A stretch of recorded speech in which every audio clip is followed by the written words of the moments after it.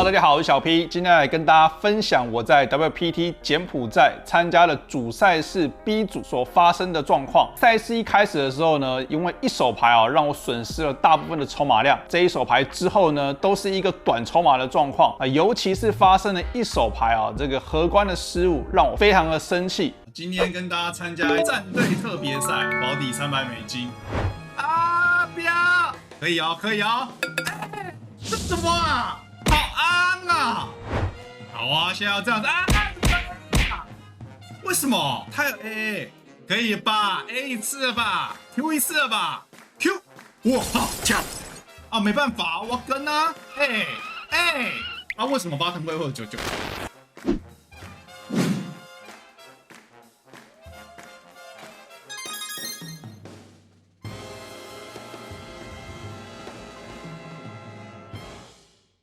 我们今天要讲的是这个 WPT 柬埔寨的主赛事，从 B 组开始讲为什么呢？因为我们没有参加 A 组，当天呢，我参加了一个1万的豪客赛所以错过了报名时间。然后呢，我们主赛事参加的是 B 组，那 B 组一开始的筹码量呢是3万的起始筹码，40分钟的盲注级别，它从下午1点开始。这场赛事呢，我觉得比较差一点的是它没有晚餐休息。虽然我是一个不需要吃晚餐休息的人，但我觉得有一个休息时间，应该对于所有的玩家会有一个比较好的体验。重点呢，就是我们有记录的第一手牌呢是在400、800的盲注级别。那这手牌呢 ，CO 位的玩家加注到2000。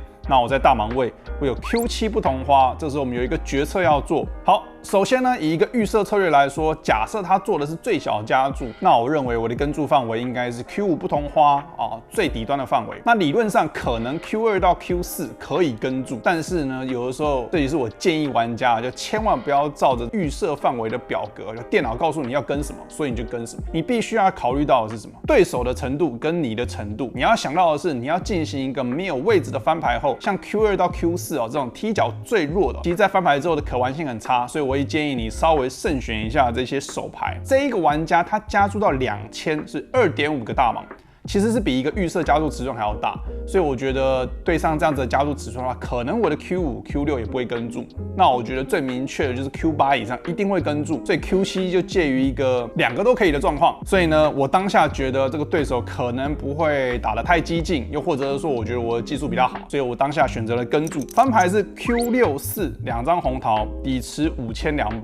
那我们2位玩家筹码量大概都是3万左右，我选择过牌，他也选择过牌。那我觉得这是一个非常好的资讯原因是因为在它的范围里面呢，我觉得它的过牌范围最强的手牌可能会是一对 J 一对10。那我觉得99到77的对子都应该高频率的下注原因是因为77到99这个对子，他不希望过牌之后让我中一张高牌嘛。那我觉得 JJ 跟10大概是一个合理的过牌范围，当然它会有一些 Q 的过牌，但我觉得非常的少。合理的 Q 的过牌呢，但是最弱的踢脚可能是 CO 位会开的，比如说 Q9 不同花，或者是 Q7、Q8 同花之类的手牌。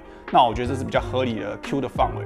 所以当他过牌的时候呢，我觉得我对他的整体的范围呢，绝对是一个大幅领先的状况。所以转牌呢是一张无关紧要的叠牌4，这个时候呢，我选择了下注底池5200，我选择下注3000，然后对手跟注。合牌呢又是一张叠牌4，所以是 Q64 turn 4 river 4。所以呢，我们就是一个最大的 full house 我们只输 AAKK， 我会觉得这是一个非常好的合牌，底池11200。这个时候呢，我在合牌，基本上我们这个手牌绝对不会放在过牌的范围，那我绝对会下注。只有2种尺寸，一个是大，另外一个是特别大。所以呢，当下呢，我选择了下注一个满帕11000，然后对手想了一下之后呢，就跟注，看到我的这个 Q 的 full house他就选择了弃牌，所以我就赢下来一个还蛮大的底池。下一手牌呢跳到了1000、2000的盲注级别这手牌呢是这个 low 价位的玩家，就是我。有45000的筹码量，选择加注到这个4000。那我是 AJ 不同花加注到4000，然后 bottom 位的玩家选择了 all in 22000。那我们这边有一个决策要做。首先呢，在这种短筹码的全下状况呢，我们要先想对手的全下范围。那我觉得我在 low 价位加注，它只有11个大盲的全下。那我们想一下是什么样的范围？我觉得如果说以手对来说的话，合理的范围应该是44以上的手对，或者是一些同花 A。我觉得同花 A 最弱可能是 A9 同花、A8 同花最弱，然后不同花的 A 的话，我觉得至少要是 A10不同花以上，可能会有一些 KQ 不同花，或者是 KJ 同花、10J 同花、JQ 同花之类的手牌。所以呢，我的 AJ 对上这个整体的范围呢，绝对是一个很明显的跟注的手牌，所以我选择了跟注啊。这时候我们看到 bottom 位的玩家是1对9，那我们 AJ 呢没有击中，我们就输下了一个底池。好，下一手牌呢也是一个翻牌前的状况啊。这个时候呢是 low 价位的对手有8万的筹码量，选择加注到4500。CO 位的另外一个对手呢，他有4万的筹码量，选择跟注。那我在 bottom 位我拿了 AQ 不同花，我有19500，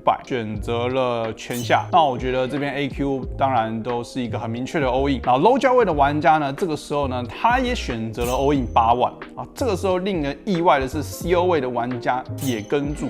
他有4万的筹码量，所以对 CO 位的玩家来讲，他有20个大盲，所以他也跟注啊。这个时候呢，我们看到了其他2位玩家的手牌啊。那我是 AQ 不同花，第一个 low 价位的对手呢是1对9，那我觉得1对9绝对是非常的合理。CO 位的玩家呢是1对3啊，这个手牌呢是非常的不合理啊，这是一个明显的错误。好，首先呢，对上 low 价位的对手，他加注的话，我觉得 CO 位的1对3啊，我觉得跟注啊有点边缘，但以现场的玩家来说，我觉得是一个还算不会到太糟。但是今天有2位玩家 all in 的时候呢，我觉得不要说1对3啦，我觉得1对7、1对8应该都是一个很明确的弃牌，原因是因为对上2家，我觉得手牌力不够强啊，所以呢，这时候看到1对3，我就觉得这是一个很明显的失误。很幸运的翻牌啊，我们击中一张 Q， 所以我们翻了3倍啊，翻了3倍。好，下一手牌呢，也是一个翻牌前全下的状况，1500、3000的盲注级别啊 ，low 价位就是我有56000的筹码量，大约是19个大盲，我拿到了1对9，加注到6000。而这个时候呢 ，CO 位的对手他选择了全下47500，大约是16个大盲左右。然后呢，我们有一个决定要做，那我觉得一样哦，我们要先想对方的范围。我觉得这跟刚刚的前面差不多，15、16个大盲的话，我觉得他可以 all in 的范围可能最弱啊，15个大盲、16个大盲，大约是1对5、1对6以上是很明确的。那我觉得 A10不同花或者是 A9 同花、A10不同花以上，我觉得都是可以 all in。当然会有一些 KQ 同花、KJ